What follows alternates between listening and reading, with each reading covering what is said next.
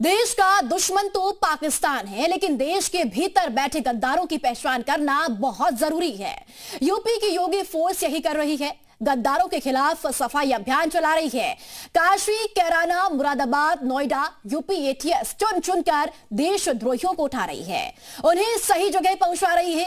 अब योगी फोर्स की नजर आजमगढ़ के मदरसों पर है। अगर वहां भी कोई पाकिस्तान को संवेदनशील सूचना देते जासूस पकड़ा गया तो उसकी खैर नहीं। सीएम योगी आदित्यनाथ ने आईएसआई के एजेंट को माफियाओं की तरह मिट्टी में मिलाने का फैसला कर लिया है।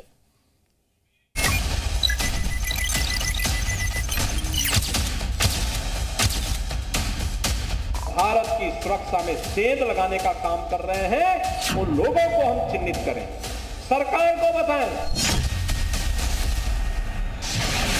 पाकिस्तान का इलाज ऑपरेशन सिंदूर में सरहद के पार हुआ। अब देश के भीतर बैठे पाकिस्तानी जासूसों यानी देश के गद्दारों के खिलाफ योगी फोर्स फुल ऑन एक्टिव है। चुन चुन कर पाकिस्तान परस्तों का योगी फोर्स तबीयत से इलाज कर रही है। देश की सुरक्षा के साथ कोई भी अगर शरारती तत्व किसी प्रकार की शरारत करता है तो पूरी सजगता और सतर्कता के साथ किसी भी उस शरारतपूर्ण कार्रवाई को जो सुरक्षा में सेंध लगाती हो उसको बेनकाब ही करना है। आतंक के नए चेहरे हैं, जिनके हाथ में बंदूक नहीं होती, इनके दिमाग में नफरत का बारूद होता है। जिस मिट्टी पर सजदा करते हैं ये गद्दार उसे ही दगा देते हैं। लेकिन जासूस ही भूल गए कि योगी का राज है और योगी का मैसेज भी क्लियर है कि हम छेड़ेंगे नहीं, लेकिन कोई छेड़ेगा तो फिर उसको छोड़ेंगे भी नहीं। और भारत ने वह करके दिखाया है और योगी फोर्स यही कर रही। गजवा हिंद का सपना पालने वाले वाराणसी का तुफैल यूपी एटीएस के हाथ लगा। पाकिस्तान को सूचना पहुंचाने वाले कबाड़ी हारून को नोएडा से दबोचा के कारोबार के बहाने आईएसआई के लिए जासूसी करने वाले शहजाद को मुरादाबाद से गिरफ्तार किया गया। आईएसआई जासूस नौमान इलाही कैराना का रहने वाला। ये संयोग नहीं हो सकता कि यूपी में फैले और अब दबोचे जा रहे इन जासूसों का कोई नेटवर्क ना हो, लेकिन खुलासा जांच के बाद ही हो पाएगा। अभी तो देश के गद्दारों की कारस्तानी देखिए, जिसकी डिटेल आपको सन्न कर देगी। सबसे पहले वाराणसी का तुफैल। तुफैल कट्टरपंथी सोच का बड़ा चेहरा है। तुफैल बाबरी मस्जिद और गजवाए हिंद की सोच से उसका दिमाग संचालित है और साथ ही ऐसे जो लोग हैं वो जासूसी के लिए परफेक्ट होते हैं और यही पाकिस्तानी सेना ने किया।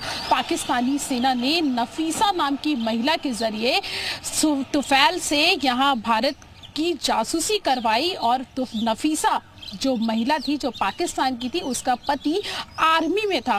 यहाँ तक कि पाकिस्तान की सेना के जो जवान हैं वो जासूसी के लिए, भारत की जासूसी के लिए अपनी पत्नी तक का इस्तेमाल कर रहे हैं। तुफैल के मंसूबे कितने खतरनाक थे इसका छोटा सा उदाहरण देखिए, जिसका खुलासा तुफैल के मोबाइल की जांच से हुआ। ये गद्दार वाराणसी में था, लेकिन ये अपने साथ और लोगों को जासूस बनाने की तैयारी कर रहा था।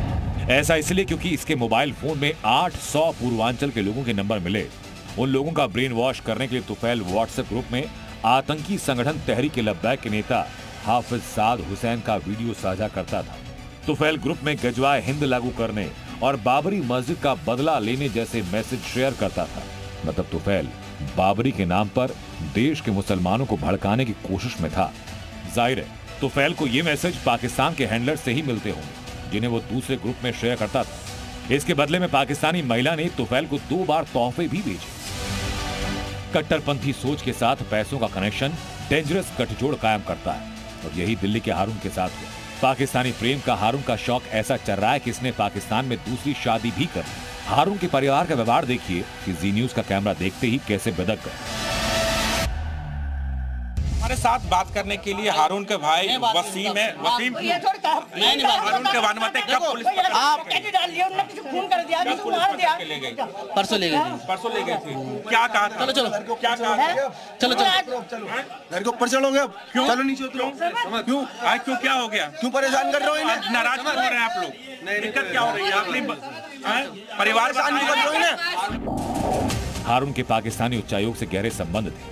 पाकिस्तानी अधिकारी मुजम्मिल हुसैन, जिसे भारत से निकाल दिया गया, उससे हारून का संपर्क था।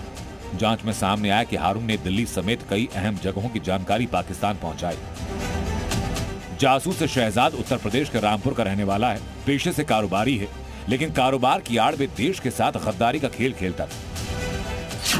एटीएस जांच में खुलासा ये कि शहजाद ने भारत में रह रहे आईएसआई एजेंट्स को फर्जी नाम पते पर सिम कार्ड दिलवाए, रुपयों की व्यवस्था की। इन सिम कार्ड का इस्तेमाल पाकिस्तान में बैठे हैंडलर्स से संपर्क में रहने के लिए किया गया।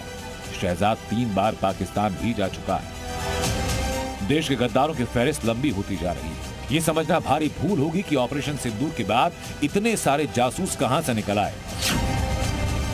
जवाब है, खुफिया एजेंसी की नजर जासूसों पर पहले से होती है, लेकिन इनको तब तक नहीं पकड़ा जाता तब तक कि पुख्ता प्रमाण ना हो। जैसे नौमान इलाही का उदाहरण देखिए। नौमान पेशे से कंप्यूटर ऑपरेटर है, जासूसी के लिए डार्क वेब का इस्तेमाल किया। डार्क वेब के जरिए नौमान ने भारतीय सेना से जुड़ी संवेदनशील जानकारी पाकिस्तान भेजी। नौमान, हारून, शहजाद या तुफैल, ये सब आईएसआई के सॉफ्ट टारगेट पे नजर आए।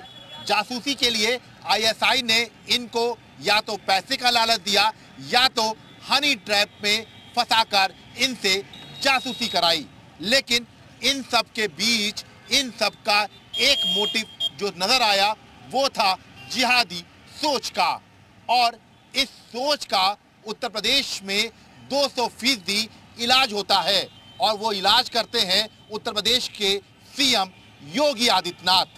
खत्म रूप से छुपे हुए उन लोगों से हम सावधान हो, सनातन धर्म के मार्ग में अवरोध खड़ा करते हैं और भारत की सुरक्षा में सेंध लगाने का काम कर रहे हैं, उन लोगों को हम चिन्हित करें, सरकार को बताएं। यही वजह कि ऑपरेशन सिंदूर के बाद जितने भी जासूस पकड़े गए, उन्हें पकड़ने वालों में यूपी एटीएस टॉप पर है, क्योंकि देशद्रोहियों की यूपी में कोई माफी नहीं। अब सवाल ये कि सिर्फ जासूसों को पकड़ उन्हें सजा दिए जाने से कट्टरपंथी सोच का पनपना बंद नहीं किया जा सकता। जरूरत है इन देशद्रोहियों के खिलाफ ऐसे एक्शन की जिसकी कोई मिसाल ना हो, और इस काम के लिए योगी आदित्यनाथ परफेक्ट प्रशासक हैं, जिनकी डिक्शनरी में बुलडोजर भी है, एनकाउंटर भी है, क्योंकि कट्टरपंथियों के खिलाफ सोच बिल्कुल क्लियर है। गद्दार मिट्टी में मिला दिए जाएंगे। ब्यूरो रिपोर्ट, जी मीडिया।